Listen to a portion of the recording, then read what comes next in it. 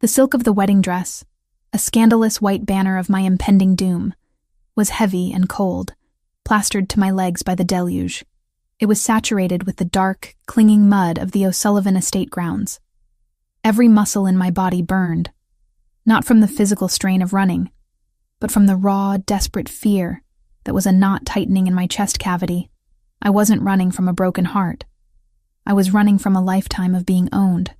At 26, I was Gabriella Foster, a structural architect whose practical education had done nothing to prepare me for the grim reality of being a bargaining chip. I was an orphan, raised by a rotation of indifferent state guardians, and finally left to the mercy of a distant, indebted relative who saw fit to auction me off to the highest bidder, which happened to be Declan O'Sullivan, a man whose ambition was only outmatched by his cruelty. There was no family to mourn my disappearance, or to use as collateral. A small, cold comfort that meant I alone bore the consequences of this desperate flight. The mansion lights, visible between the gaps in the tall, manicured hedges, were searchlights in the gloom, and I could hear the muffled, angry shouts of the security detail. They were closing in. I veered sharply, my momentum carrying me around the corner of the maintenance shed. And that was when I saw it. It was not a supplier's van or a florist's truck. It was a car. A massive obsidian black stretch limousine, idling with an almost predatory patience near the service gate, waiting like a silent, well-fed beast. The polished metal reflected the frantic slashes of lightning, gleaming dangerously. Hesitation was a luxury I could not afford. I needed a hole to disappear into, and this black void was the only one offered. My hand found the handle of the passenger door. It clicked open without protest, a quiet, inviting sound that seemed entirely too easy. I threw myself across the plush leather seats and onto the floor well, pulling the heavy door shut. The soft, authoritative thud was the sound of a temporary reprieve, cutting the roar of the downpour down to a gentle, insistent drumming overhead. I curled into the shadows, the white satin of my dress now merging with the blackness, utterly ruined. The air inside the car was thick with the scent of high-grade leather, aged wood, and a sharp, clean, expensive cologne that somehow cut through the dampness clinging to my skin. I focused on the scent, on the texture of the thick carpet against my bruised knees, trying to anchor myself in the present moment, rather than dissolving into the sheer terror of what awaited me if I was found. A minute passed. Maybe 2. Then, the realization hit me. The engine had engaged. We were moving. Relief, sharp and intoxicating, flooded my system. Someone was driving this beast. Someone was taking me away from the O'Sullivan property.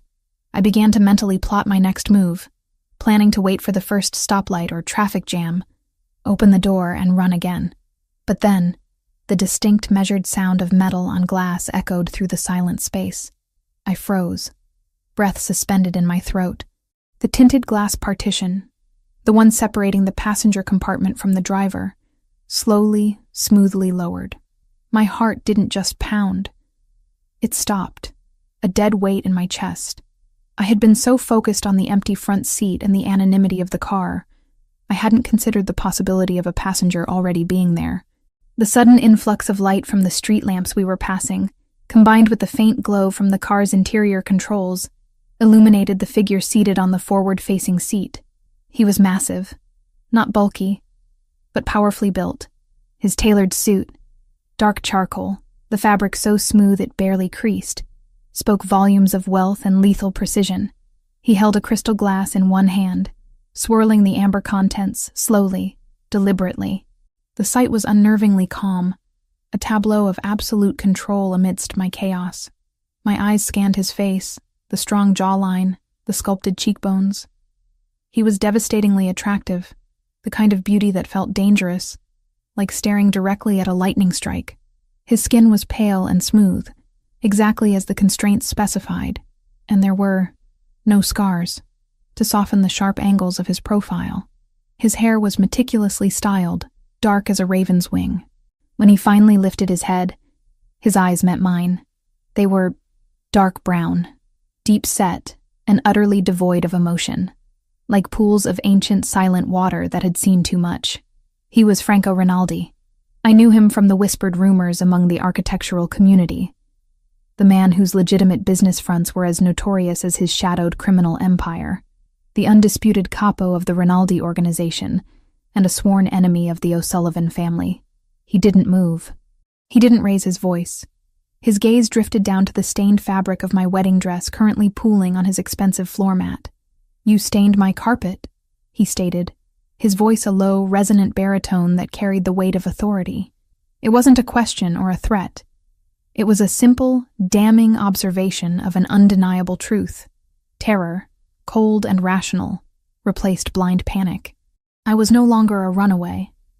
I was trespasser in a moving, armored cage owned by a man far more dangerous than the one I had just fled. I pushed myself up slowly, bracing one hand against the leather seat, forcing myself to meet his unwavering gaze. Years of architectural school, of presentations to hostile city councils kicked in. I had to use logic, not hysterics. "I won't beg," I said, my voice surprisingly steady despite the rapid, frantic pulsing in my throat. "And I won't waste your time asking why you care. You don't. But I know things you need to know. Things that can be used against Declan O'Sullivan." He raised one perfectly sculpted eyebrow, a minimal expression that conveyed maximum skepticism. "Everyone knows things about O'Sullivan, Miss Foster. What makes yours worth the inconvenience of cleaning my carpet?" I took a breath, recalling the months I had spent studying Declan's movements, memorizing floor plans, and listening to guarded conversations while pretending to plan centerpieces. "Your people have been trying to locate the location of the O'Sullivan family's secondary vault for months. They've been searching the old warehouse district down by the river." Franco's eyes narrowed fractionally, the first sign of genuine interest. He set his glass down on a nearby console. "Continue." "You're looking in the wrong place," I stated with professional certainty. "Declan's pride is his architecture. He hates the obvious. The vault is not in a warehouse. It's hidden behind the facade of his primary corporate building, the one he claims is only leased. It's built into a structural anomaly, a counterweighted section of the floor plan that requires an intimate knowledge of the original blueprints to find.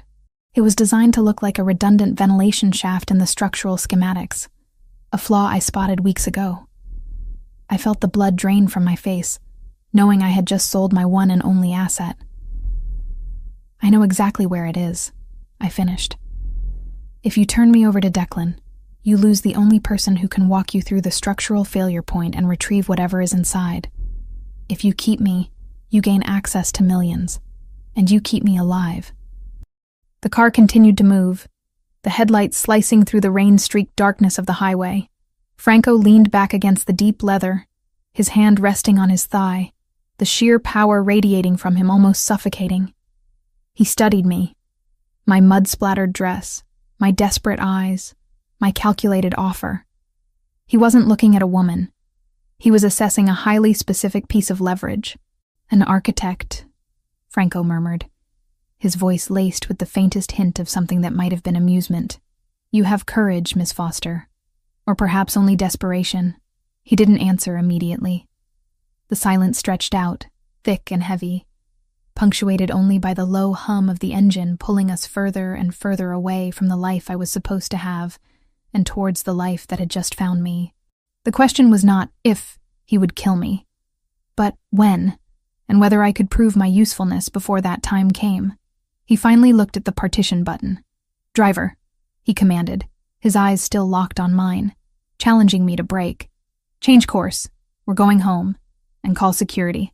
I need the blueprint archives delivered immediately." Franco Rinaldi lifted his hand and snapped his fingers, the sound sharp and conclusive in the quiet cabin.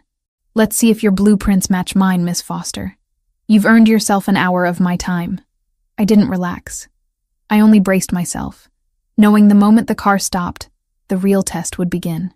I had traded a sure death for an uncertain execution, but at least I had the chance to argue my own case. I had grabbed the hand of the only dangerous man who could save me from the first, and now I had to prove I was worth the danger he represented. The limousine moved. Fast, efficient, the powerful engine a muffled force beneath the floorboards. The car's motion was steady, isolating me completely from the chaotic city outside the bulletproof windows. Franco Rinaldi watched me, his dark eyes assessing, calculating. He offered no comforting words, no explanations. He simply existed, a dominant presence in the confined space, demanding control. I had used my one asset, the hidden vault location, and now the time for silence was over. The journey lasted nearly 40 minutes, taking us out of the industrial districts and into the exclusive Upper Manhattan area. We bypassed security gates and private roads until the vehicle finally halted in the subterranean garage of an imposing residential tower.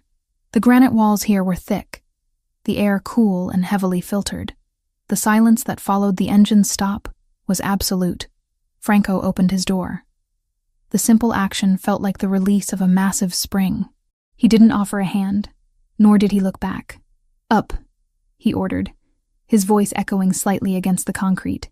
I scrambled out, the ruined wedding gown a heavy, impractical weight around my legs. A phalanx of men in tailored suits, not bodyguards, but soldiers, materialized from the shadows of the garage. Their eyes were cold, professional, and they regarded me with the same disinterest they might afford a piece of luggage. I was Franco Rinaldi's possession now, however temporary. We rode a private elevator straight to the penthouse. The ascent was fast, silent, dizzying. When the doors whispered open, I stepped onto polished marble floors that reflected the city lights spread out below. The apartment was vast, a study in modern minimalism and extreme luxury. Steel, glass, and dark wood dominated the architecture. This was not a home. It was a fortress suspended high above the world. He led me directly to a massive office that commanded a 270-degree view of the skyline. On the desk, illuminated by task lamps, lay the very items he had summoned. Stacks of rolled blueprints, detailed schematics, and digital tablets displaying complex CAD models. This confirmed my immediate value to him. He was a professional, and he saw me as one too, albeit a captive one. "Sit," he instructed, indicating a leather chair.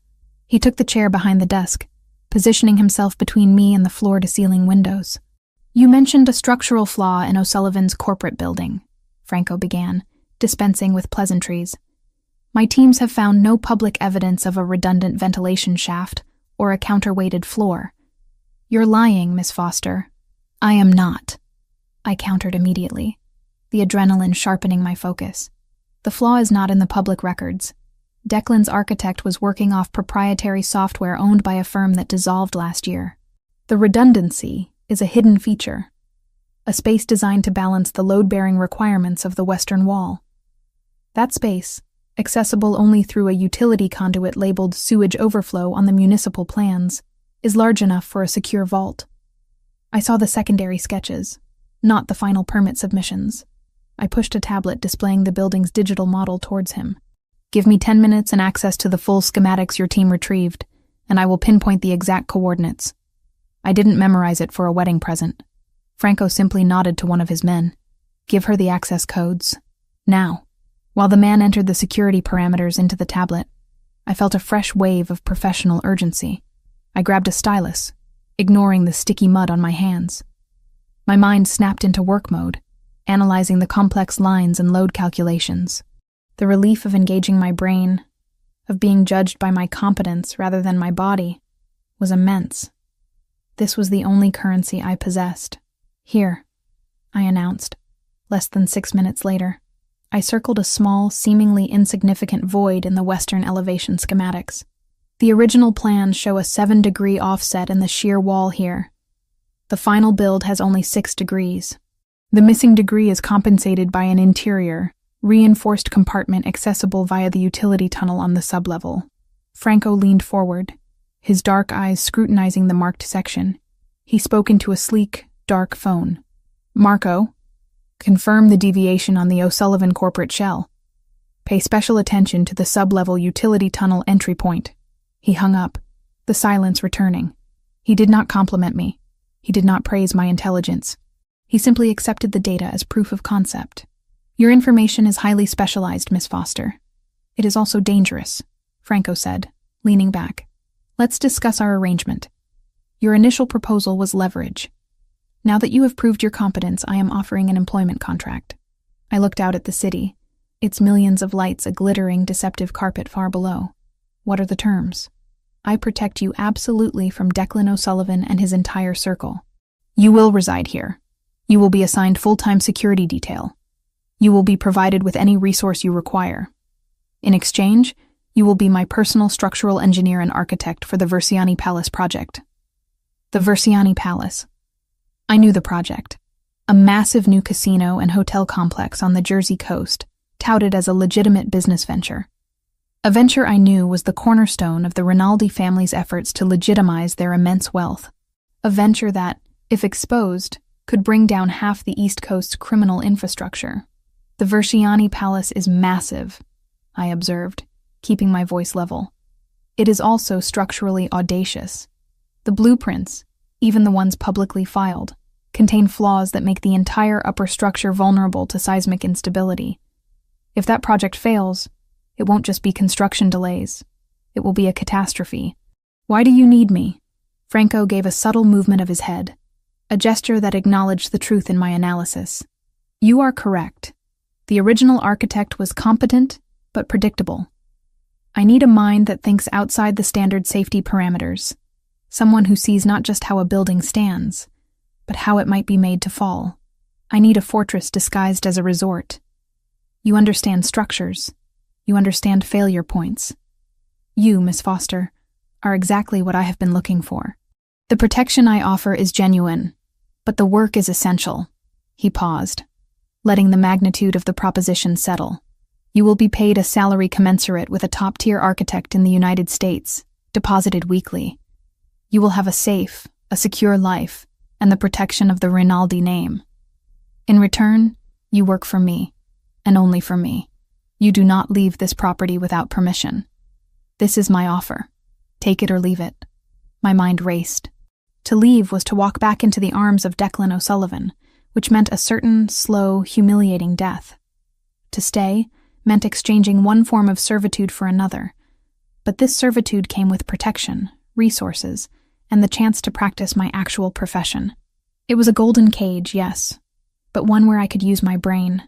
The O'Sullivan family, I specified, looking at the city below. Declan specifically will not stop searching for me.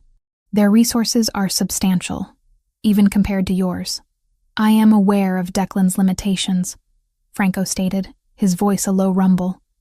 Once you are under my protection, any attempt to touch you will be considered an act of war. An act of war against the Rinaldi family is fatal. I will ensure that fact is communicated clearly to him.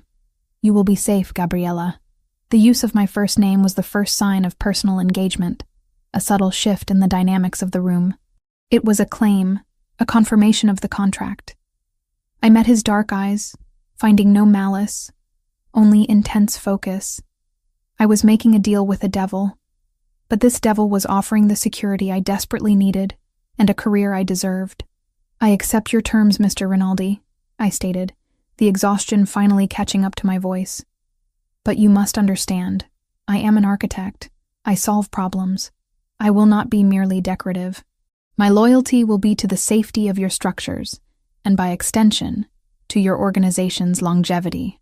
Not blind obedience. A flicker of something, approval perhaps, crossed Franco's face before it vanished. Competence is the only loyalty I require, Gabriella. Welcome to the Rinaldi organization. He picked up the phone again. Marco, arrange for medical evaluation, new identification documents, and a complete wardrobe. Size 4. And get the architect a fresh set of Versiani Palace blueprints. She starts work immediately. I stood, steadying myself. The exchange was complete. I had traded the tyranny of my ex-fiancé for the controlled, dangerous order of a capo. I had a safe place to sleep, a job, and a ruthless man's protection. The fear was still present, but it was overlaid with a strange, fierce relief. I was finally secure, even if that security was built on a foundation of crime and danger. My new life had begun. Weeks bled into a relentless, high-pressure routine. My life, once dictated by the anxiety of bills and the fear of Declan O'Sullivan, was now governed by the stringent, calculated order of Franco Rinaldi's world. I was living inside the penthouse, confined, yet safer than I had ever been. The security around the property was staggering. It wasn't just a home. It was a vertical fortress. My days were spent immersed in the blueprints for the Versiani Palace project, a complex, sprawling resort that was less a hotel and more a statement of permanent power. My new uniform was not silk or satin, but tailored professional work attire, neutral colors, practical fabrics, and always impeccably clean. Franco had been true to his word. I had access to every resource I required. The constant flow of documents, digital models, and secure communication lines kept me busy, preventing the introspection that often leads to panic. My value was professional, and I clung to that. The dynamic between Franco and me had solidified into a strange form of codependency, built on mutual respect for competence rather than emotional vulnerability. He was rarely present during the day, managing his legitimate and illegitimate interests from various locations, but his presence in the office, marked by the lingering scent of his expensive cologne and the perfectly neat stacks of documents, was always felt. When Franco was present, usually after midnight, the silence of the office became charged. We would often work side by side, me hunched over the massive drafting table, him reviewing contracts at his desk. I wasn't required to speak unless spoken to, but I often found myself initiating conversations about structural stress, load calculations, or material science. He listened, not with impatience, but with genuine engagement, treating my technical input as crucial, never dismissive. One evening, 3 weeks into my tenure, I was analyzing the complex web of ventilation and utility tunnels planned for the resort's subterranean parking levels. The complexity was excessive, even for a building of that size. I was reviewing the digital schematics of the penthouse itself, double-checking the integration of a new seismic dampening system Franco had ordered. I didn't just accept the files. I cross-referenced them with the building's original utility plans, a habit born from years of dealing with sloppy city engineers. That was when I noticed the anomaly. It wasn't a major structural issue, but a subtle discrepancy in the vertical shaft layout. In the old plans, the main HVAC vertical utility shaft ran cleanly from the sublevels to the roof access. In the revised, heavily encrypted blueprints Franco had given me, there was a minute 2-degree jog in the path of the shaft between the 50th and 51st floors, exactly where the penthouse was located. I spent an hour tracing the minor deviation, initially dismissing it as an error in the digital rendering. But the physical dimensions listed for the shaft changed slightly, creating a space of about 2 cubic meters that was not accounted for in any inventory or accessible floor plan. My mind, trained in structural vulnerabilities, immediately processed the implications. A space that exists outside the official grid is a perfect place to hide something. Or, more dangerously, to place something to listen. I pushed away from the drafting table, the sound of the chair scraping against the floor, loud enough to make the security guard posted outside the office door shift position. Franco was on a conference call at his desk, speaking in rapid, low Italian, his concentration absolute. I knew I couldn't speak. The anomaly might be a dead zone, a simple error, or it could be an active listening device planted by the very enemy he was protecting me from. If the latter, it meant the traitor Franco was hunting was closer than anyone suspected. I grabbed a simple, heavy yellow sticky note from his desk dispenser. I used a thick black marker and wrote only 3 sharp words. We are being listened. I walked slowly across the vast expanse of the office floor, ensuring my gait appeared casual, as if I were only stretching my legs. The movement drew Franco's attention. His eyes followed me, a silent question passing between us. I stood by his desk, waiting for him to finish the call, my hands resting lightly on the edge of the polished mahogany. He finally hung up the phone. His expression was tight, focused on whatever complex logistical problem the call had presented. Is there an issue with the Versiani roof trusses? He asked, his voice low and firm. I didn't answer with words.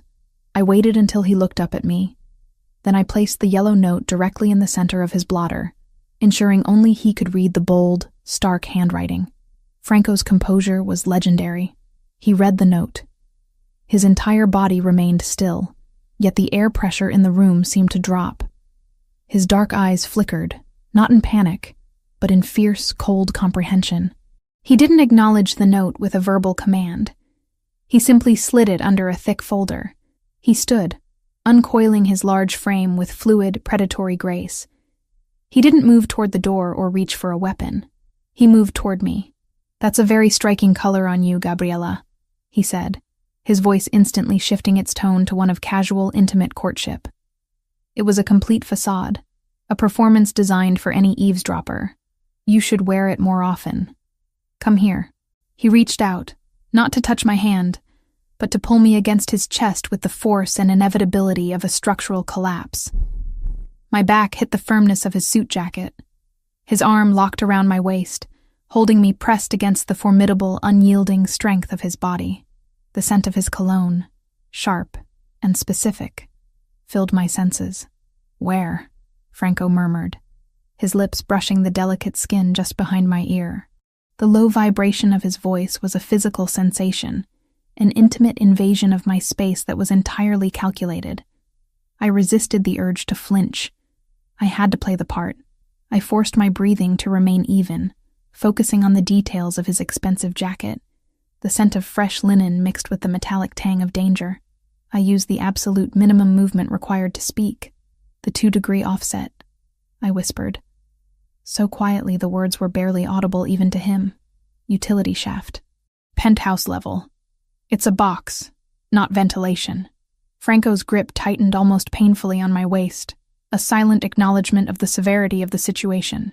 He rested his chin on the top of my head, creating the illusion of a moment of tender, possessive connection. "Do you know the source?" he whispered back, his breath warm against my hair.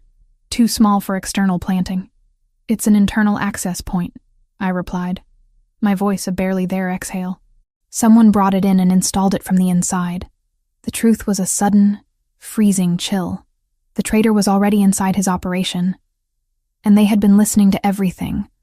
My initial deal, my professional evaluations, and every detail of our quiet moments working side by side. Franco pulled me tighter, the movement emphasizing the romantic, possessive nature of the gesture for anyone listening.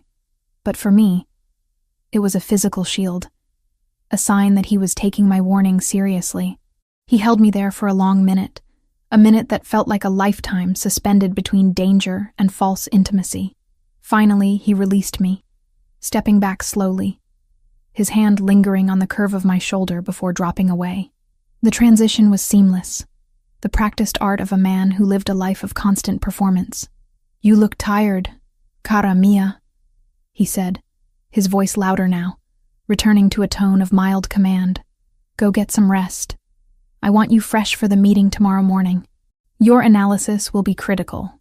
The endearment, "my dear" in Italian, landed more like a claim than comfort. He dismissed me with a look of possessive affection that felt alien but necessary. I understood the unspoken command. The conversation was over.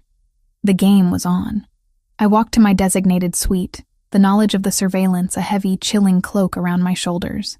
Franco Rinaldi, the ruthless capo, was now dependent on me, the runaway architect, to expose the weakness in his own walls. I was not afraid of him, but I was terrified of what he would do to the person who had betrayed him, and what that subsequent chaos would mean for my fragile security. Before closing the heavy oak door, I glanced back down the hallway. I saw 2 men, Marco and another security operative, silently entering the office. They moved with the silent, deadly focus of executioners. Franco was already standing by the utility shaft area I had indicated, his profile sharp against the window lights, holding the yellow note in one hand. The silence was unnerving. I sat on the edge of the large, soft bed, the first place I had ever felt truly safe, and realized that safety was an illusion. It was a temporary calculation, and it could be retracted at any moment. But I had played my hand. I had used my intellect to buy my life, and now I had to use it to secure my future. I closed my eyes. The image of Franco's cold, calculating focus burned behind my eyelids. The threat was real, but so was the protection I was now intrinsically tied to. The discovery of the surveillance device in Franco's penthouse utility shaft had escalated the tension, transforming our quiet working arrangement into an active tactical alliance. After the incident, the the penthouse felt colder, the silence more scrutinizing. Franco's security detail had swept the entire floor, and the results, whispered in low Italian and exchanged through encrypted tablets, confirmed my analysis. The listening device was advanced, placed internally, and had been active for weeks. My competence had not just earned me protection, it had made me indispensable. A week after the discovery, Franco decided it was time to move the operation. Not out of the city, but into the eye of the storm, the Versiani Palace construction site, on the Jersey coast. This move served two purposes. It removed us from the compromised penthouse, and it allowed me to perform a crucial first-hand assessment of the structural issues I had spotted on the blueprints, issues that indicated a deeper sabotage than just misplaced trusses. We traveled in a convoy of armored SUVs. I sat in the lead vehicle with Franco, enveloped by his powerful, silent presence. I wore practical dark pants and a thick, high-visibility construction jacket. My hands were already tracing diagrams in a secure notebook, running stability calculations in my mind. The site itself was massive, a testament to ambition and vast, almost obscene wealth.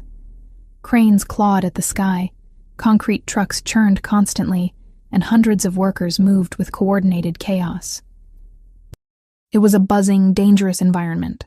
Franco's team had already established a temporary command center in a reinforced trailer near the core structure. "We begin at the support core," Franco instructed, his voice amplified by the construction noise. "The public plans show a standard shear wall arrangement. Your schematics show the core is offset by 0.4 degrees. I want to know why, and if it's intentional sabotage." We donned hard hats. Mine was white, marking me as engineering staff. Franco's was black, marking him as the unquestioned authority. The air was thick with the scent of wet concrete, cut steel, and damp salt from the nearby ocean. We started at the sub-levels, walking through the skeletal framework of what would eventually be ballrooms and casinos. I ran my hands over the raw concrete, feeling for vibrations, checking the alignment of the massive steel columns. My mind was analyzing stress loads, material quality, and foundational integrity. The workers, most of whom had probably never seen their boss on site, moved out of Franco's way instantly. They glanced at me with confusion, a slender woman in a white hat walking stride for stride with the capo. As we ascended to the middle section of the tower, focusing on the main load-bearing transfer deck, I became increasingly uncomfortable. The structural integrity calculations for this specific area were running badly in my head. My technical intuition was screaming. "The wind load compensation struts on the south flank," I said, stopping abruptly near a temporary hoist platform. "They are undersized. Based on the geological survey and the projected height, the specified tensile strength is insufficient. A Category 3 hurricane could shear them clean off." "The original architect signed off," Franco stated, his voice low, his dark eyes sweeping the section, not for flaws, but for signs of human oversight. "The original architect was either corrupt or incompetent," I countered, pulling out a measuring device and quickly taking a reading. "These specifications are exactly what Declan O'Sullivan would use to create plausible deniability while leaving a catastrophic weak point. It's an engineered failure, Franco, not an accident." He trusted my technical read instantly. He didn't ask why me or question my judgment. He simply activated the radio clipped to his shoulder. "Marco, halt all work on transfer deck 12. Secure the south shear wall supports immediately. No one moves until Gabriella gives the all clear." We spent the next 2 hours in that volatile, unfinished section of the tower. I directed his construction foreman, pointing out the flawed bolts, the compromised welds, the deliberate mistakes that would have caused the central deck to pancake during the resort's first major coastal storm. The workers obeyed me, not because I was Franco's woman, but because I spoke the cold, hard language of physics and engineering. We had just confirmed the last major flaw on that deck, turning to leave the temporary hoist platform, when it happened. A sharp, metallic crack echoed from above, impossibly loud in the echoing cavity of the building core. It was the sound of stressed steel failing instantly. My training overrode my fear. My eyes shot up, assessing the angle of the sound. "The overhead lift!" I shouted, the noise barely covering the immediate terror in my voice.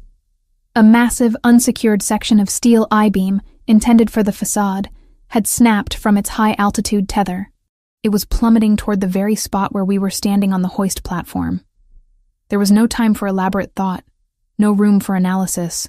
Instinct, pure and raw, took over. I saw the trajectory, I saw the angle, and I saw the 3 seconds we had left. The structural danger was undeniable. I shoved Franco with every ounce of strength I possessed, hurling him sideways off the hoist platform and against the concrete wall. The movement was explosive and driven by adrenaline. His massive, powerful body hit the rough concrete with a dull thud. Before he could react or even utter a sound, the enormous steel beam sliced down, impacting the hoist platform with a screaming metallic crunch that reverberated through the entire tower. The platform buckled and broke, sending debris, tools, and metal shards spraying outward. We were covered instantly in a cloud of thick, choking concrete dust and dirt. The noise was deafening, the air thick and unbreathable. My body was slammed against the wall beside him by the concussive force of the impact. I collapsed onto the gritty, damp floor, coughing violently, the taste of dust and copper heavy in my mouth. My head swam, but the immediate, primal relief that the massive beam had missed us kept my consciousness tethered. A second of silence followed, broken only by my ragged breathing and the panicked shouts of workers scrambling high above. Then, Franco moved. He didn't check the debris or look for his men. He moved immediately to me, his arms clamped around my waist, his hands moving with brutal efficiency, checking my limbs, my head, my spine. He was covered in dust, his expensive suit now ruined with concrete powder and dirt, but his focus was absolute. "Gabriella, talk to me.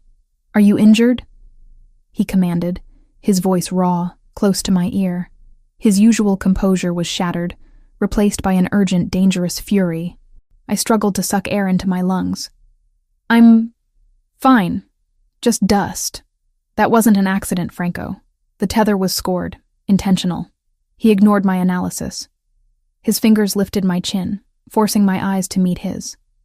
His dark brown eyes, usually pools of icy control, were blazing with a powerful, terrifying intensity I had never witnessed before. The raw emotion in that gaze was a shock, a profound violation of the cool, transactional nature of our relationship. "You saved my life," he stated, the words clipped and flat. Not a question, but a realization that clearly shook the fundamental core of his being. He had never allowed anyone to get close enough to risk themselves for him. And I, the hostage architect, had just thrown myself in the path of a collapsing steel beam for him. The technical risk assessment was irrelevant now. He didn't give me time to process the weight of that statement. His hand, strong and covered in concrete grit, cupped the back of my neck. He pulled me forward, closing the minuscule distance between us. The kiss was sudden, explosive, and absolute. It was nothing like the tender moments described in romance novels. It was primal, born from adrenaline, trauma, and the metallic scent of near death. His mouth was hard, demanding, tasting of dust and raw power. He didn't ask permission. He claimed it, pushing the raw electric energy of the moment into me. I responded instantly, an equally primal need answering his demand. My hands grabbed the front of his dust-coated suit jacket, clinging to the only anchor in the sudden, shocking chaos of the ruined construction deck. The kiss was not sweet. It was a desperate, fierce confirmation of life, of survival, of a bond forged in the crucible of absolute danger. He finally pulled back, resting his forehead against mine, his breath ragged against my lips. We were both coated in dust, shaking from the adrenaline and the violence of the moment. "You are mine, Gabriella," he growled, the possessiveness fierce and undeniable, a deep, rumbling claim that resonated through my bones. "You saved me. I will burn this city down before I let anything else touch you." The transactional nature of our agreement, protection for architecture, was gone. In the space of 3 terrifying seconds, it had been replaced by a fierce, undeniable bond forged in concrete dust and shared peril. Franco Rinaldi, the man who trusted no one, was staring at the woman who had just risked everything for him. His eyes were dark, filled with a dangerous, protective heat that terrified and thrilled me simultaneously. He pushed me gently behind his massive frame, instantly reverting to the role of protector. "Marco," he yelled into the radio. "Seal the entire floor. Check every tether and cable. Find the crew responsible for the lift, and get a medic here. Now." He turned back to me, the fury in his eyes now cold and directed outward. "We're done here. They have seen you, and they have seen that you are essential. You are coming with me. We have a traitor to find, and a debt to settle." I looked around the destruction. The massive steel beam, the shattered platform, the cloud of lingering dust. The evidence was clear. Someone had planned to kill Franco Rinaldi on this deck, and now, thanks to my structural eye, not only had I exposed the flaws in his building, but I had exposed the flaws in his organization. I had bought my life with my brain, and now I had paid for it with my body. The bond was sealed. I was ready to face the storm that was coming. The adrenaline from the construction site collapse, and the subsequent explosive kiss, had not faded. It had been neatly channeled, transformed by Franco Rinaldi into cold, strategic focus. After the attack, we didn't return to the compromised penthouse. We retreated to a secure, remote bunker known only as the Cellar, a luxurious subterranean vault designed for long-term survival, where I continued my structural analysis under layers of security.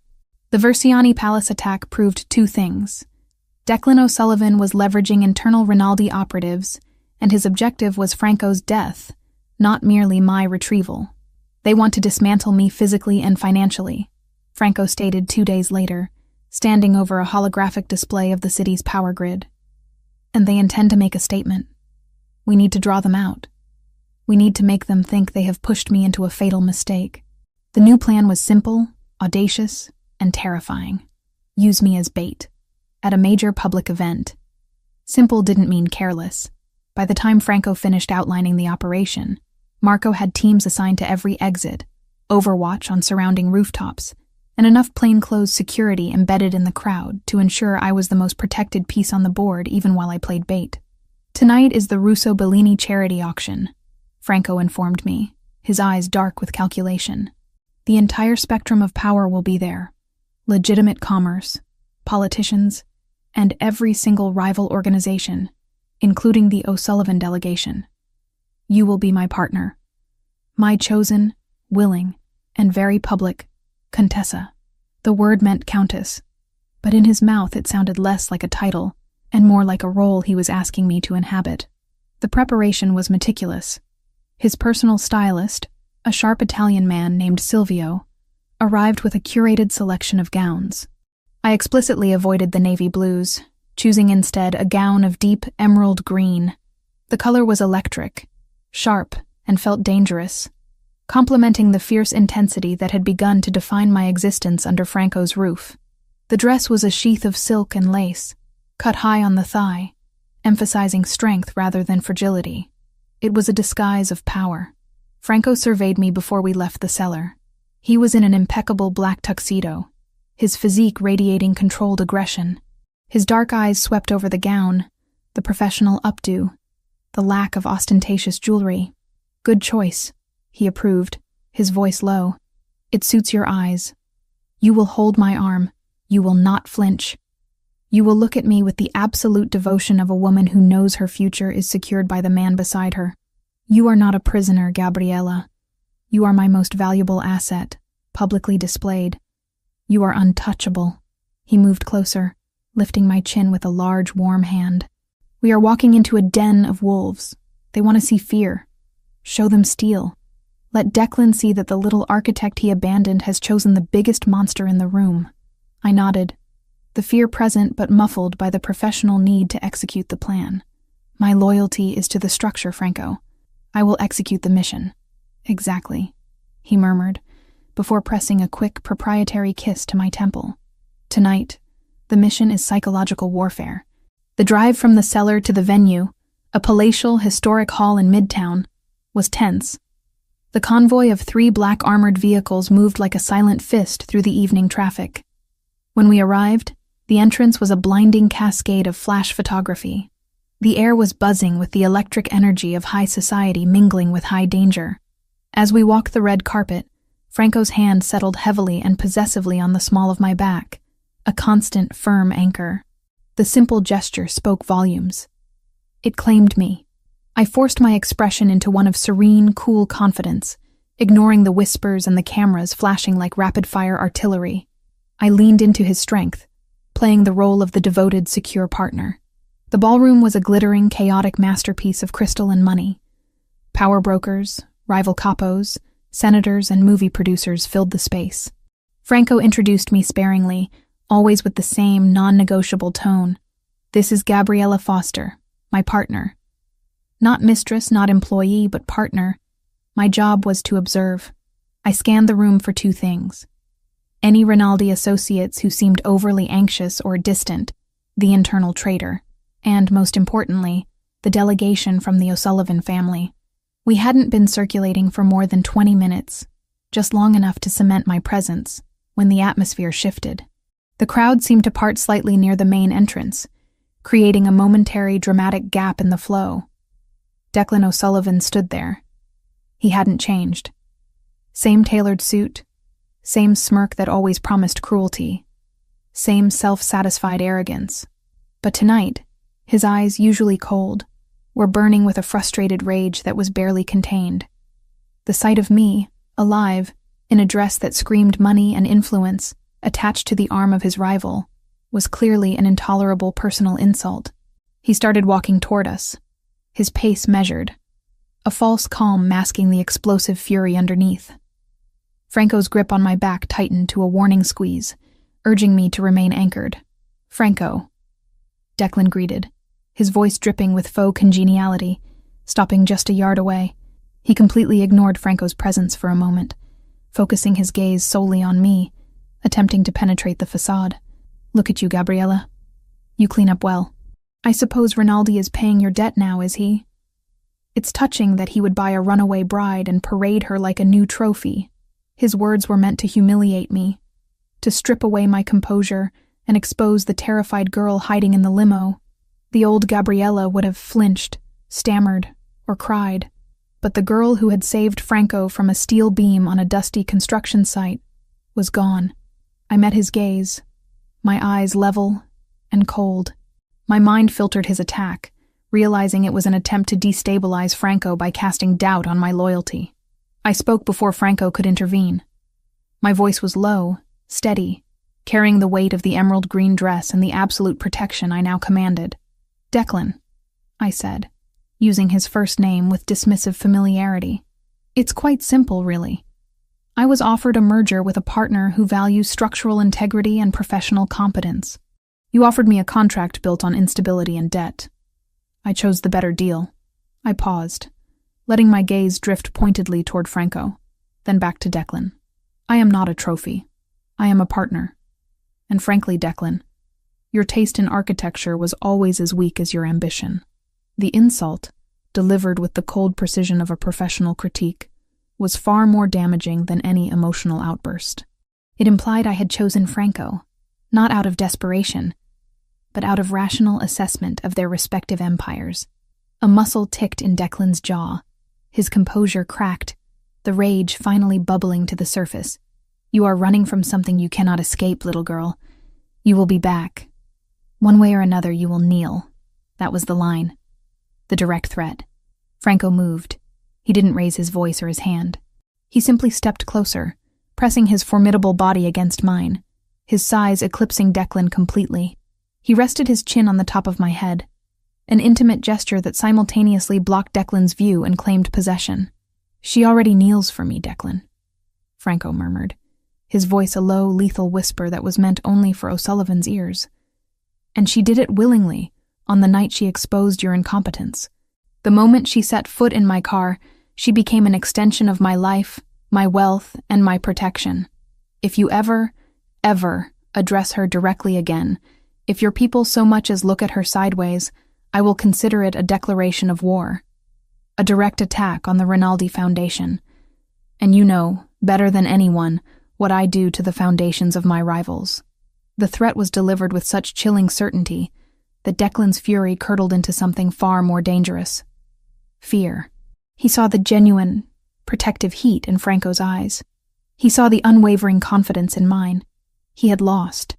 Declan forced a weak smile, a mask of professionalism sliding back into place, though his hand was visibly trembling at his side. "Enjoy the evening, Franco. Don't worry about my incompetence. I'm sure your structural expert will keep everything sound." He nodded curtly and retreated, dissolving back into the crowd, his mission to destabilize us having spectacularly failed. Franco remained pressed against me for a few more seconds, ensuring the crowd understood the exchange was conclusive. "Well done." He breathed against my hair, the tension leaving his muscles slowly. "Perfect execution. Now, we leave. They know the bait has worked." The exit was immediate. We did not wait for the car to be brought to the front. We were ushered through a side service exit, surrounded by Marco and 4 additional silent bodyguards. The urgency was palpable. Declan would not tolerate the public humiliation. Retaliation would be swift. We were barely 20 seconds into the journey, moving through the cramped, rain-slicked side streets of Midtown, when the first sign of danger appeared. A dark SUV, headlights off, swerved violently out of an alleyway, aiming directly at the side of our armored lead vehicle. "Incoming!" the driver shouted over the secure radio line. The sound of metal crunching against the armored side panel was deafening, the impact throwing me violently against Franco, who had already shielded me with his body. The car didn't stop. It accelerated, the powerful engine roaring as our driver, a highly trained operative, used the contact to spin the attacking SUV into a streetlight, disabling it instantly. "2 more vehicles in pursuit," Franco commanded, his voice sharp and steady, even as the car rattled violently. He pulled me down onto the floor, covering my head with his massive hand. The next few minutes were a blur of screeching tires, violent maneuvers, and the muffled, distinct thunk of bullets hitting the bulletproof plating of the car. It was terrifying, raw, and exhilarating all at once. I felt Franco's body pressed tightly against mine, his weight a comforting, absolute assurance of protection. He didn't speak. He simply held me, his arm a steel band across my back, his presence a shield against the mayhem outside. The difference between this terror and the terror of running from Declan was stark. Here, I was in the safest place possible, protected by the very storm I was running toward. Finally, after what felt like an eternity, the car straightened out, accelerating into the relative safety of a tunnel entrance. The sounds of pursuit faded, replaced by the deep, consistent hum of the powerful engine. Franco slowly lifted his head, then pulled me up to sit beside him. The emerald green dress was wrinkled, my hair slightly disheveled, but we were otherwise unharmed. He didn't comment on the near-death experience. He simply looked at my face, checking for injuries, his thumb gently wiping a smudge of makeup from my cheek. "They are desperate," he stated, his voice low and cold with renewed fury. "Their next move will be chaotic. We are going back to the cellar. The game is over. Now, we finish it." The psychological warfare was complete. Declan had been publicly crushed, and his immediate, violent retaliation had been deflected. The last piece of the puzzle, the location and timing of the final confrontation, was all that remained. I leaned my head against Franco's shoulder, utterly exhausted but alive, knowing the battle had been won. But the war was only just beginning. The silence in the cellar. Franco's subterranean bunker was more oppressive than the noise of the city. We had arrived just after the high-speed chase, the adrenaline still thrumming beneath my skin. The emerald green dress, now ripped and stained from the impact of the car chase, was discarded, and I was dressed in a soft, oversized cashmere sweater that belonged to Franco. The environment here was stark, metallic, and absolutely secure, a fortress built against the worst-case scenario. Franco had suffered a graze wound on his shoulder from a stray bullet during the final moments of the pursuit. It was a minor injury, but it had shaken my calculated composure. I was the one applying antiseptic and bandaging the wound, my hands steady with the professional focus of a structural engineer, not a nurse. The intimacy of the task, however, was inescapable. I was touching the man who controlled my life, the man who had just risked his own life to shield mine. "You should have let Marco handle this," Franco said, his voice low, his face a mask of weary control as I secured the final wrap of gauze. "Marco isn't an architect," I replied, my eyes meeting his. I am responsible for the structural integrity of your operation, and that includes the immediate repair of damage sustained in the field. Besides, your security team is busy cleaning up the disaster zone we left in Midtown. I finished the bandage and looked at him. The trauma of the near-fatal car chase and the discovery of the deep internal betrayal had finally cracked his legendary composure. The man who never showed weakness was visibly strained, his dark eyes shadowed with exhaustion and cold, dangerous fury. "Declan O'Sullivan is finished," Franco stated, ignoring his injury.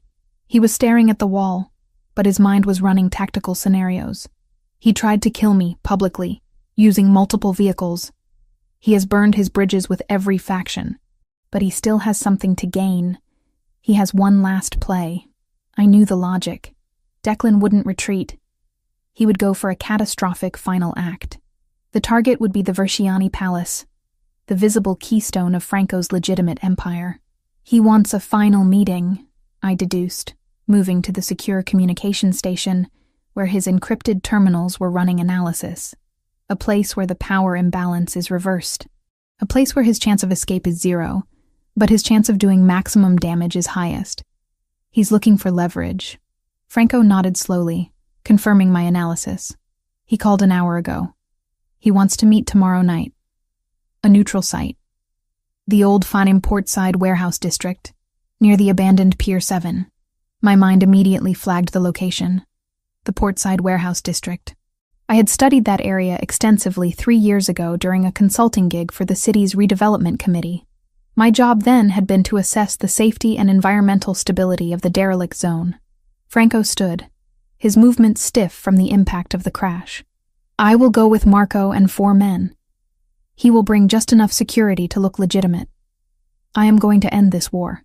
No, I said, turning from the terminal, my voice clear and firm. Franco's eyes snapped to mine, filled with incredulous warning. This is not up for discussion, Gabriella. You are staying here. The cellar is impenetrable. Your job is to stay alive and continue your work. I will not risk you. You don't understand the structure of Pier 7, Franco, I insisted, moving toward him, not in protest, but with urgent professional logic. I worked on the assessment. That warehouse district is built on reclaimed marshland, with highly unstable foundations. But that's not the critical issue. I pulled up the old geological survey on the screen. The display showed the foundational layers of the warehouse site. Look at the sublevels, I explained, tapping the screen to highlight the area. During the 1950s, that entire section was used for chemical and gas storage. The city's initial renovation plans were scrapped because they discovered deep, unmapped tunnels of residual methane and sulfur dioxide gas trapped in the porous soil beneath the concrete slab. The concentration is high enough that any significant vibration, a grenade, a sustained automatic weapon fire, would compromise the structural foundation, causing a collapse and, more dangerously, igniting the residual gas. It will not be an ambush, Franco. It will be a suicide bombing disguised as a parley.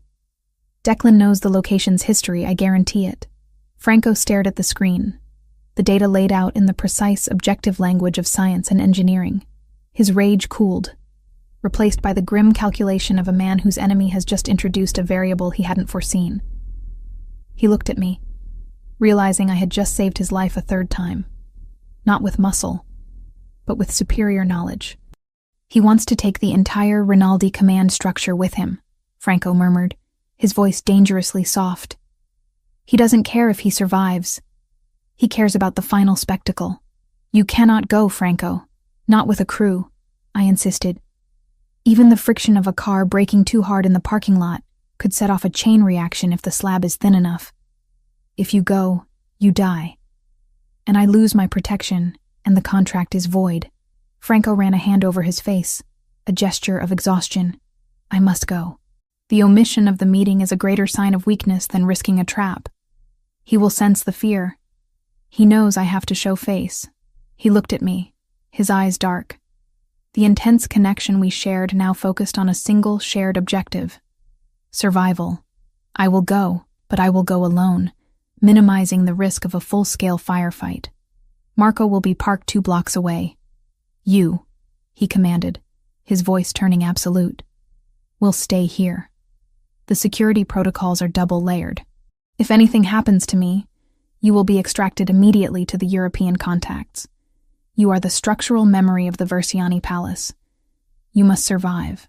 He stood, gathering his tailored coat and the concealed weapons he always carried. He moved towards the heavy vault door of the bunker. "I have to go, Gabriella. I have to finish this." He was leaving me, trading his life for the stability of his empire, trusting the security of the cellar to keep me safe.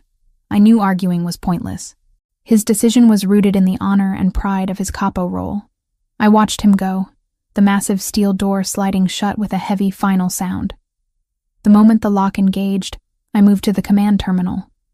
My logical mind, the part that had spotted the 2-degree offset in the plans and the failure point on the construction deck, was now processing a single cold fact. If Franco dies, Declan O'Sullivan wins, and I am dead anyway. The cellar was impenetrable, but it was also a prison. If Franco was eliminated, the Rinaldi organization would dissolve into a power vacuum, and the surviving O'Sullivan faction would eventually find me. I worked quickly, pulling up the schematics of the cellar itself. My work on the Versiani Palace had given me a deep understanding of Franco's security systems. I found the flaw. It wasn't a structural flaw, but a subtle override, a maintenance-only access point that could be bypassed with the right sequence of codes and a specialized tool Franco kept in a locked drawer. I was an architect. I knew how things were built, and therefore, how they could be unbuilt. I found the tool, a small diamond-tipped glass cutter, and typed the override sequence into the security pad. The internal security system blinked from red to a temporary green. I had exactly 3 minutes before the main alarm engaged. I grabbed my jacket and a secure flash drive containing all the structural flaw reports I had prepared for the Versiani Palace. This was my leverage. This was my life insurance. I sprinted down the long metallic corridor towards the garage level. The risk was monumental. I was leaving the most secure place in the world to run toward a potential explosion and an active war zone.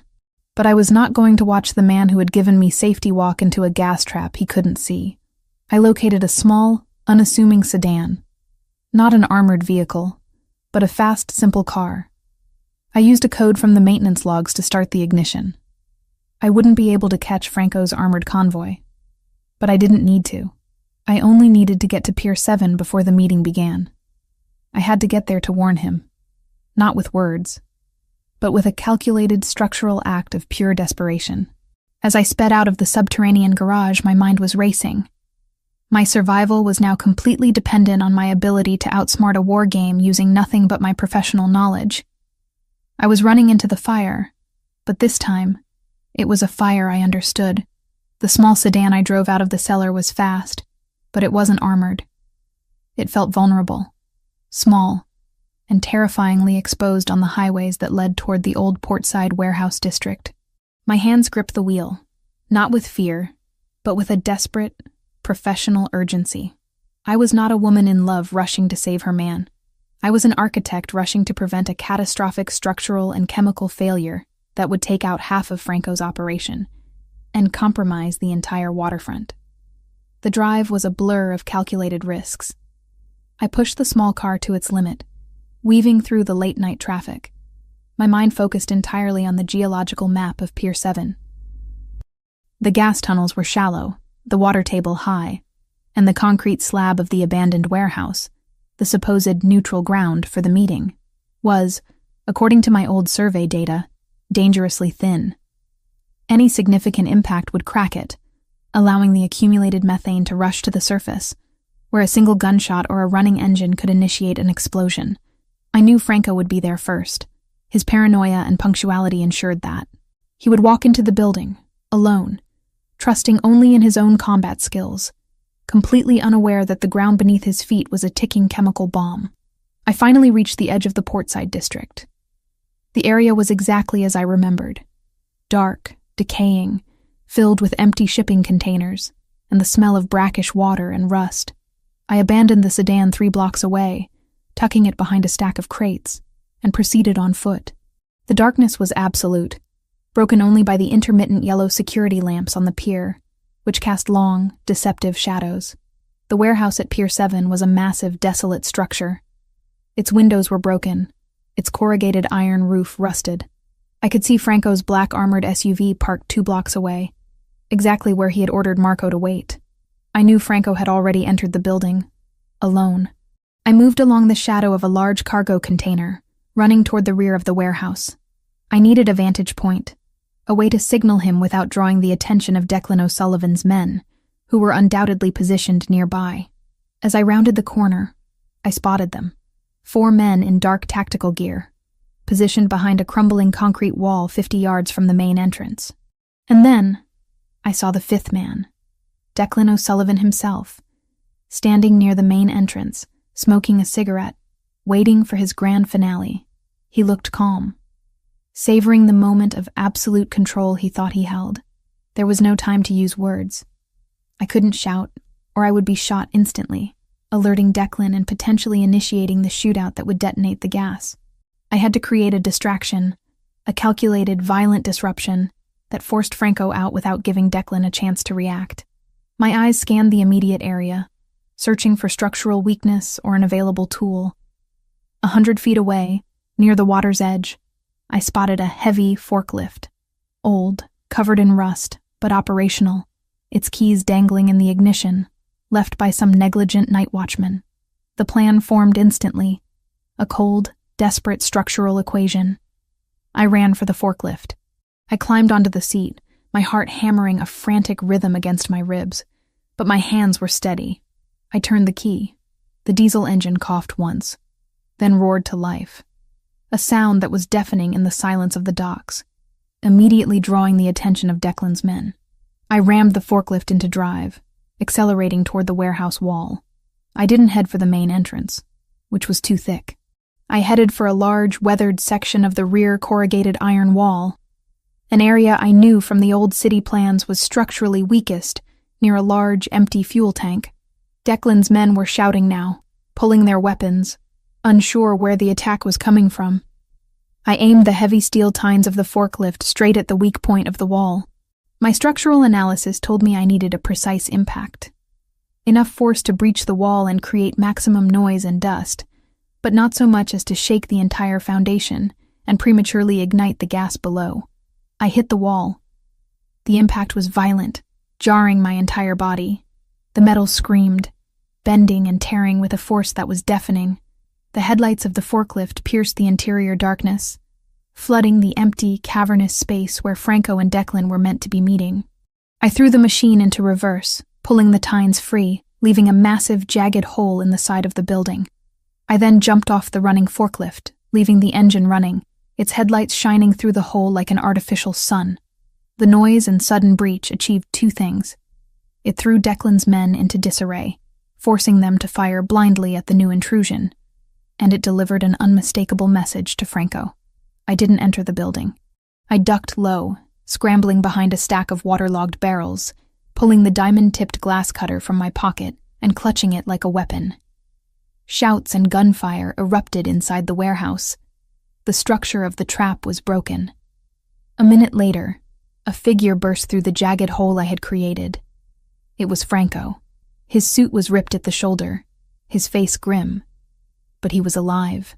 His eyes scanned the exterior with the terrifying focus of a predator. He spotted me immediately, hiding behind the barrels. "Gabriella!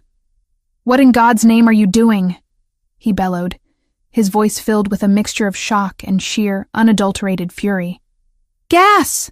I screamed back, pointing wildly toward the foundations. "Methane! The floor is compromised. Any more shooting? It explodes! Get out!" He understood instantly. He hadn't just faced a physical enemy inside. He was standing on a bomb. He didn't ask how I knew. He trusted the structural warning without hesitation. Before Franco could move, Declan O'Sullivan, his face contorted with rage at the failure of his elaborate trap, stumbled out of the main entrance, a heavy pistol in his hand. He saw Franco. He saw the smoking forklift, and he saw me. "The bitch!" Declan snarled, aiming his weapon at me. "I told you she was the weakness, Rinaldi. Now watch her die." Franco moved with impossible speed. He tackled Declan, slamming him against the corner of the warehouse structure. The pistol clattered onto the concrete floor. The hand-to-hand fight that ensued was brutal, silent, and entirely focused. Franco was not fighting to subdue. He was fighting to execute. I was paralyzed for a second, watching the men fight. Declan's men, finally recovering from the shock of the forklift, began sprinting toward the fight, their weapons raised. I had to act, not as Franco's partner, but as a structural defense. I spotted a stack of unstable, rusting I-beams leaning against the external wall. I screamed, not to warn Franco, but to distract the arriving bodyguards. "The beams! The south support is cracked! It's going to collapse!" The bodyguards froze, their ingrained instinct against structural failure overriding their combat training. That hesitation was all Franco needed. He delivered a final concussive blow to Declan's temple. Declan sagged, unconscious. Franco grabbed Declan's collar, dragging his limp body away from the immediate area. "We're leaving!" he roared, pulling me from behind the barrels. "Now!" We ran toward the sedan I had parked, but as we reached the corner of the crate stack, a desperate final sound broke the night. One of Declan's remaining men, seeing his boss defeated, fired a final, wild, frustrated shot from the darkness. The bullet missed Franco, but it hit the ground. Not the main concrete slab, but a thin, peripheral area right near the abandoned fuel tank. The resulting spark was tiny, insignificant, yet final. A terrifying whoosh sound preceded the deep, rumbling concussion. The ground beneath the warehouse structure, destabilized by the gas tunnels, began to give way. A column of fire and sulfurous smoke erupted from the cracked slab near the center of the building. "Run!" Franco yelled, throwing Declan's body down behind the crate stack. He grabbed my hand, dragging me toward the car. We jumped into the sedan. Franco didn't bother with the keys. He hot-wired the ignition with 2 swift, practiced movements. As the engine roared to life, the entire portside warehouse, Pier 7, exploded behind us in a massive, shattering firestorm of gas and crumbling concrete. The blast wave hit the small car, rocking it violently, shattering the windshield. Franco didn't stop. He accelerated into the night, leaving the inferno and the ruins of Declan O'Sullivan's final play behind us. I looked back, seeing the flames lick against the night sky, a terrifying, irreversible image of a war finally concluded. I slumped back in the seat, covered in sweat, dirt, and glass shards. The only thing I knew was that I was alive, and Franco was alive, saved by a structural diagram and a reckless, desperate act of engineering. The line between architect and gangster had completely dissolved. The sedan, battered and smoking, finally coasted to a stop near the main Rinaldi warehouse district, far from the inferno of Pier 7. Franco's security convoy, alerted by Marco to the ambush and subsequent explosion, descended upon us instantly. The transition from the chaos of the chase to the controlled order of the organization was jarring. I was pulled from the car, checked by a medic, and quickly ushered into the secure offices. Franco was immediately immersed in damage control. The destruction of Pier 7 had eliminated Declan O'Sullivan, but it was a calculated mess, a public spectacle that required immediate, strategic response to manage the legal fallout and the inevitable vacuum of power. He was conferring in low, rapid Italian with his captains, his voice sharp and absolute, directing cleanup, liaisons with corrupt city officials, and preemptive strikes against any O'Sullivan remnants seeking to claim territory. I was left in a quiet, luxurious, and highly secure secondary office.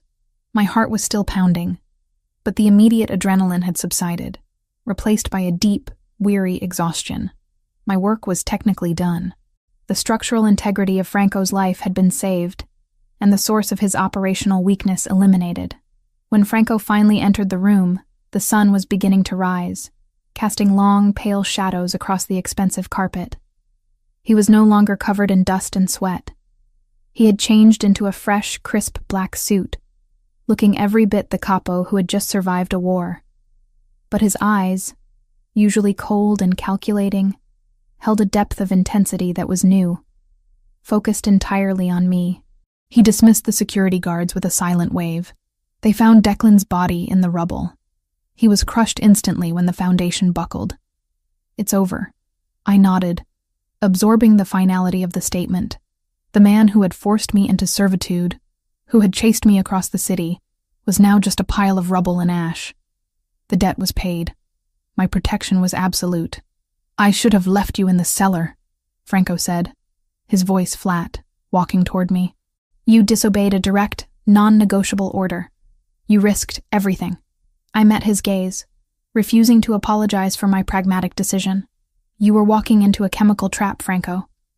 Your security protocols are designed for bullets, not methane. You would be dead. My loyalty is to the structure's survival. If you are the core support, I must ensure the core does not fail." He stopped directly in front of me. He didn't argue the logic because the logic was flawless. He reached out and cupped my cheek, his thumb gently tracing the line of my jaw. The touch was possessive, final, and deeply personal, devoid of the professional distance we usually maintained. "You risked your life for me, Gabriela," he murmured, his dark eyes searching mine. "Not for a contract, but for my survival. That is not a debt. That is something else." He didn't need to define it. The shift had occurred days ago, on the dusty construction deck when I shoved him from the path of the falling I-beam. It was solidified during the chaos of the car chase, and cemented when I drove a forklift through a warehouse wall to save him from an explosion. Our relationship had moved beyond the transactional. "The contract is nullified," Franco stated, his voice a low, absolute decree. "Your life is no longer conditional on your work. It is conditional on us." He stepped back and swept his hand toward the window overlooking the city. "The Versiani Palace is going forward. The foundation is stable thanks to you. The design is perfect. But I do not want an employee. I want a partner, a co-founder. Someone who sees the weak points and the hidden strengths of my entire life, my empire and my heart." "You are asking me to be more than an architect, Franco," I observed, realizing the full weight of his proposal. "You are asking me to be part of the structure of a criminal enterprise." "I am asking you to be the structure," he corrected, his expression intense. "The Versiani Palace is not the end. It is the beginning. It is the visible foundation of my legitimate future. But the real fortress is here." He tapped his own chest. "And here." He gestured to my head. "We will build it together, as equals." He took my hand, his grip firm and warm, a stark contrast to the cold, early morning light. "I need my wife to be the architect of my life, Gabriela. Will you take the title, the risk, and the power that comes with it?" I looked at his face, at the man who was both my protector and the most dangerous man I had ever known. He didn't offer a perfect life, but he offered an absolute one, built on mutual respect and shared competence. He didn't offer to remove the danger, but he offered to face it with me, side by side. "I accept the partnership, Franco," I confirmed, my voice steady. "But I will design the security features, and I choose the furniture." A rare, small smile touched the corner of his lips. "It's yours, cara mia, every inch of it." The days that followed did not belong to architects or mobsters. They belonged to auditors. Franco pulled every access log and camera feed tied to the south transfer deck and the service lift, and I sat beside him for hours at the long glass table in his office, cross-referencing badge entries, timestamps, and maintenance orders until the pattern finally surfaced. It wasn't cinematic. There was no tearful confession shouted across a warehouse floor. The betrayal existed first in rows of data. A subcontractor foreman who had no legitimate reason to be on Deck 12 the night before the failure, and the Rinaldi lieutenant who had quietly approved his access without routing the request through security. Franco didn't raise his voice when he called them in. He didn't have to. By dawn, their badges were dead, and their names stripped from the rota. What happened after they were escorted out of the building shifted into a realm of consequence that lived well beyond my job description and squarely within his. New crews rotated in under Marco's direct oversight. Every tether, every temporary rig and anchor point on the south side was torn out and rebuilt under procedures I wrote, and he signed. From that point forward, the structure didn't rely on trust. It relied on steel, math, and the unpleasant reminder to everyone on the site that betrayal carried a weight no one wanted to test twice. 6 months later, the Versiani Palace stood, a glittering, imposing monument to power and impeccable design on the Jersey coast. I stood beside Franco on the sprawling penthouse terrace, overlooking the illuminated cityscape and the sparkling ocean. The opening gala was a deafening success, teeming with the elite of the financial world and the underworld. My position was clear. I wasn't just the wife.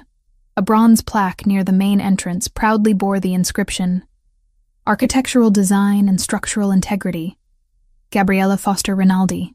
Franco, standing close behind me, rested his hands on my shoulders. I wore a tailored black silk gown, my color, my choice. And the diamond ring he had given me was not a symbol of purchase, but of partnership. They talk about the speed of construction, Franco murmured, his breath warm against my ear. They call it a masterpiece. It's a fortress disguised as a resort, I reminded him, my eyes scanning the skyline, constantly assessing the world for hidden threats. Structurally, it is perfect. But the most important structure we built, Franco, is the one right here. I reached up, placing my hand over his, confirming the connection. We had faced fire, steel, and chemical explosions. We had traded a runaway bride for an equal partner, and a lonely capo for a man who trusted one person implicitly. Our life was dangerous, but it was honest, built on the solid foundation of necessity and a shared, fierce desire for permanence. We turned away from the shimmering lights of the new city we had helped forge, walking back into the controlled silence of our home, ready to face the world together, as the true architects of our own destiny, the end.